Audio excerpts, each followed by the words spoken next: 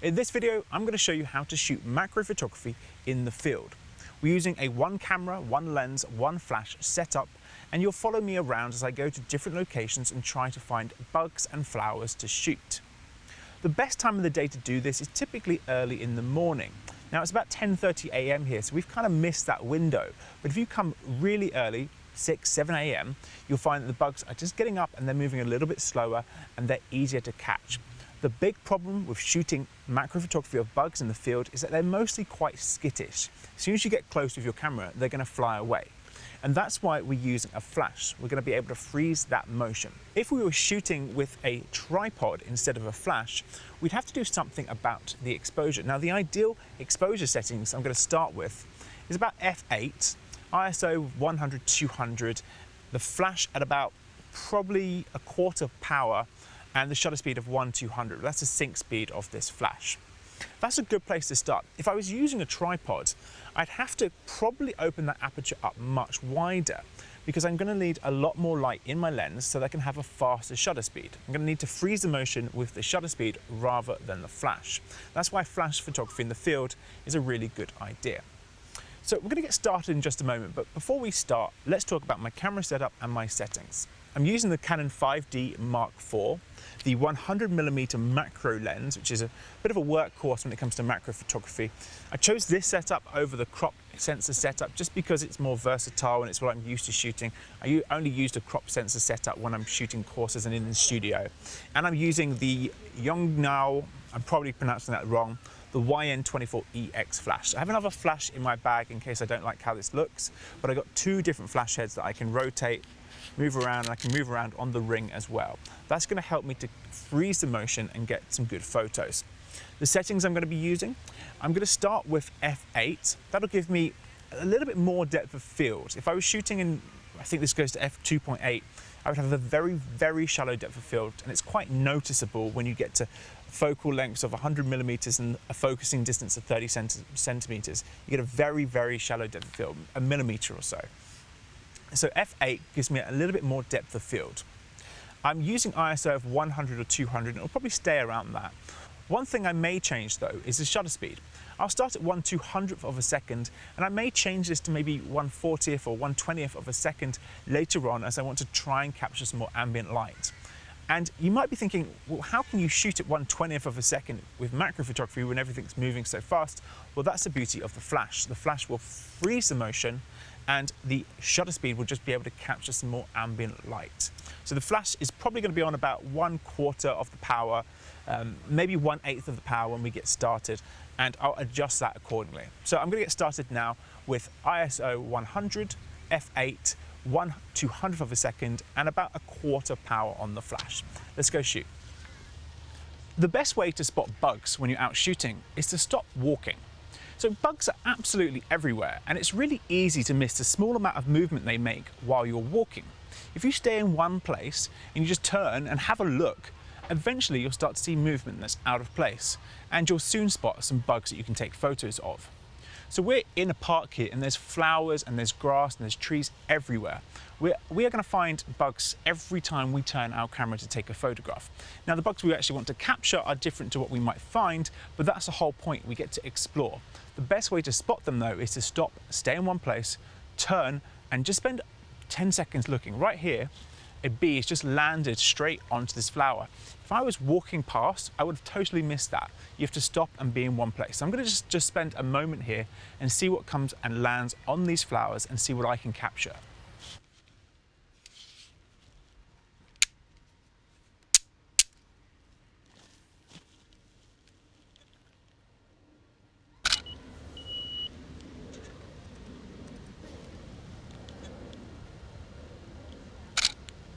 I'm just experimenting with the exposure here while I'm waiting for this wasp.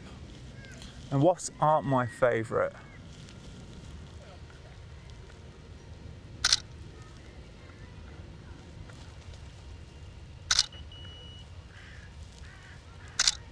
A couple cool photos there, but I just want to get closer. So right now he's a little bit far away. I wonder if I can pull this while he's having his feast.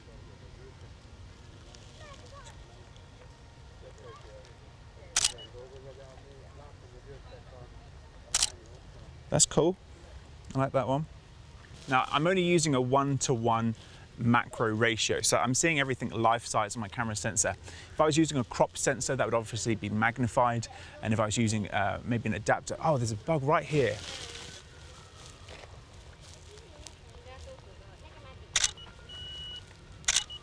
No fear.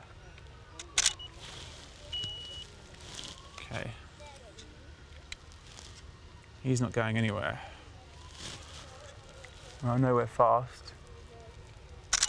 You see, that's what I'm talking about. If you don't stop and stare, I was probably looking at him for a minute and a half before I noticed him. If you don't stop and stare and notice just a small amount of movement, the little bugs, you can see there's a couple of little bugs here. If you don't stop and have a look, you're not going to notice these, and they're everywhere. That's a really cool little bug that I want to capture. So I'm going to stick around here a little bit longer, and I might just see if I can get around this plant, which is probably also covered in bugs.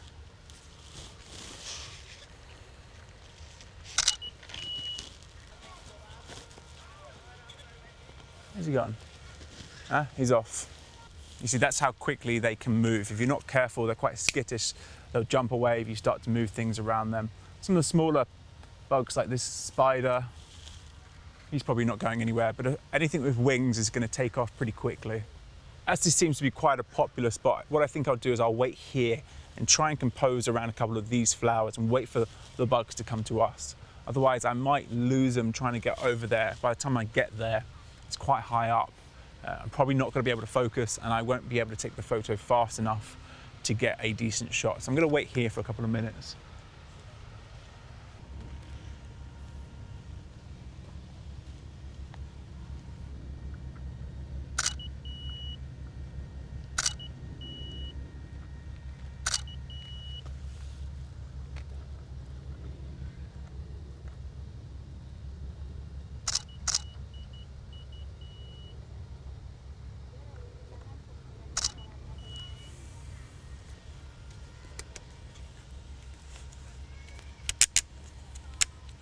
I'm going to try and light underneath the leaf with this flash. It's a little bit harsh.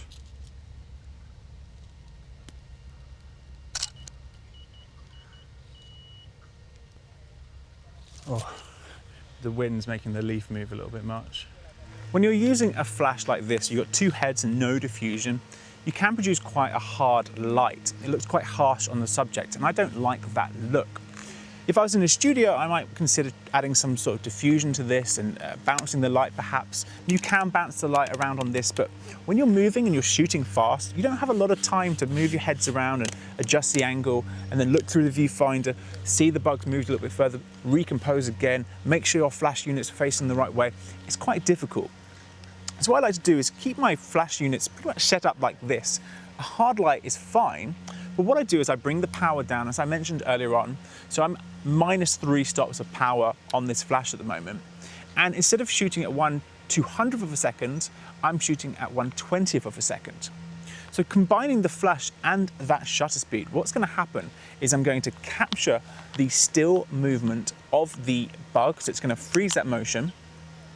And with the longer shutter speed, I'm going to capture more ambient light. Then you don't have that hard flash and that dark background.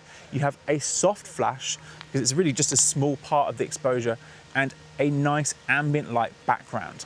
It's a good combination. So when you do find that your flash looks a little bit hard, consider lengthening your exposure time. Adjust your shutter speed to make a longer exposure.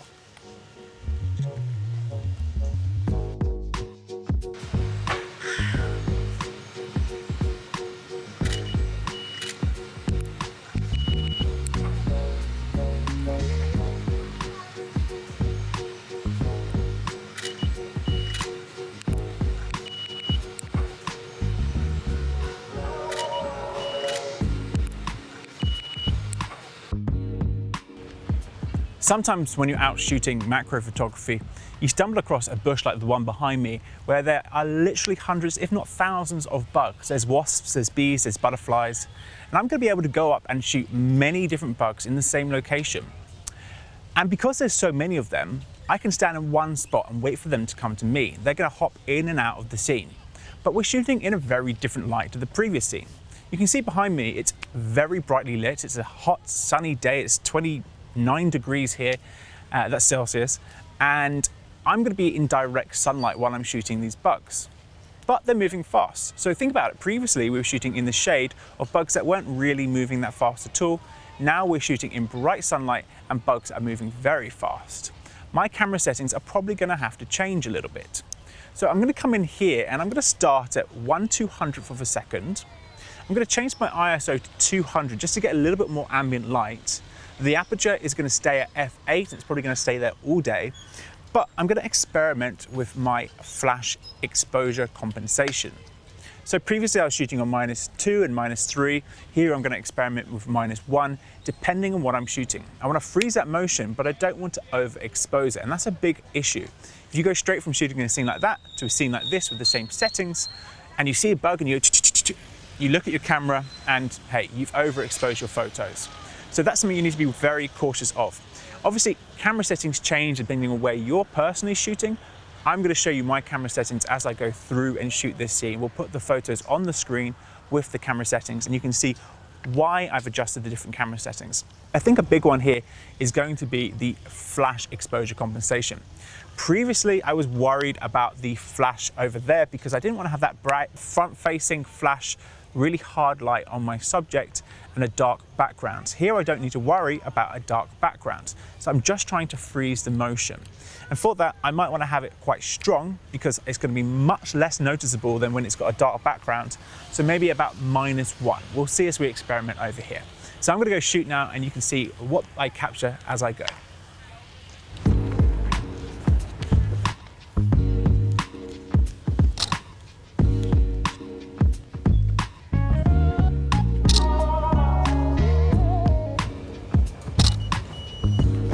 As I'm shooting here, I'm noticing that the bees are moving very quickly as you'd expect, but I'm not quite capturing a very sharp and still bee. So what I'm doing is I'm keeping my shutter speed on 1/200th of a second. That will help to eliminate some of the movement. The aperture stays at f8. I've got an abundance of light here. I've increased the ISO to 200 just to experiment here and try and get some more ambient light in the scene. And I'm also trying to experiment with my flash power. So I was on -2, I was on -3 stops of power on my flash. I've gone to -1 stop of power here, with the idea being that we freeze that motion with the flash and then collect some ambient light with the shutter speed and the ISO. So let's see if that makes things better.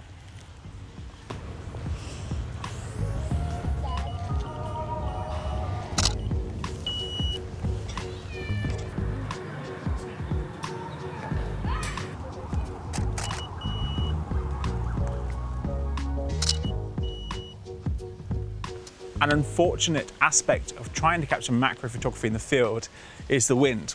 So if you have a look at these flowers here, they're blowing in the wind. Then you get a bee that lands on it, it moves even further. So trying to focus and trying to get a still exposure is going to be very, very difficult. In a scene like this, I probably wouldn't bother. I'd just move on to another scene that's going to be protected from the wind. Trying to capture something here is if you think about it, you're going to be 30 centimeters away. It's moving so fast in that small little distance that trying to capture something might be quite futile. Something we haven't really discussed too much in detail in this video yet is composition. There's not much to it. It's pretty normal to have a natural response to composition. You might want to use a rule of thirds, but there's one thing that I want to talk about, and that is your angle of view.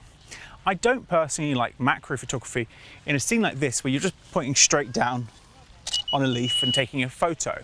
I think it's much better to get at the bug's eye line. So that means, unfortunately for me, getting my knees dirty and getting down onto the ground like this and getting on a side view. It's going to be a much better photograph if you can get down to their level. It looks like you're looking straight onto them, which you are, rather than looking over the top of them and pointing down. The composition is much more interesting and it makes for a better photo in my opinion. That's why you see me throughout this video getting nice and low to the ground. That's on top of also trying to take a photo face on rather than from behind. You don't want to go above, you don't want to go behind, you want to try and get face on, and that means getting low to the ground and getting in their face.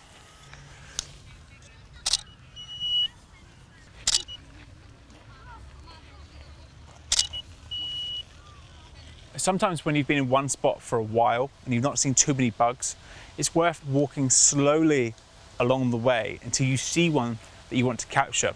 I was here yesterday shooting in the park, and I was able to capture a bunch of bees by sitting in one spot. And as they moved, I just moved a few steps along and I followed them as they pollinated all the way down the row.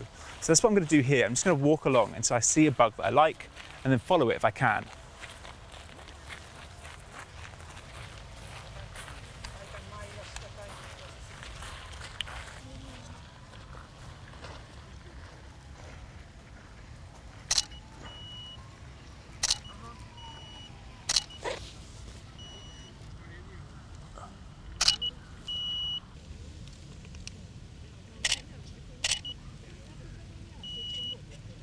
We found a little green bug here.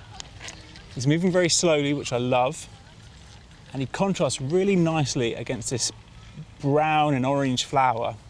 It's just a case of getting a nice angle. Don't like shooting bugs from behind. I want to get them face on, or at least just off slightly to the center.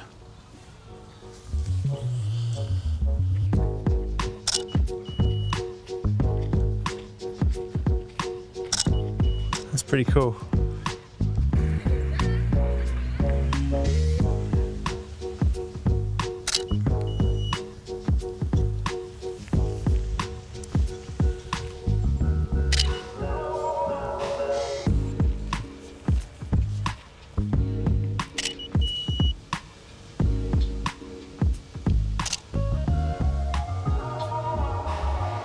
Thanks for watching. That is macro photography in the field.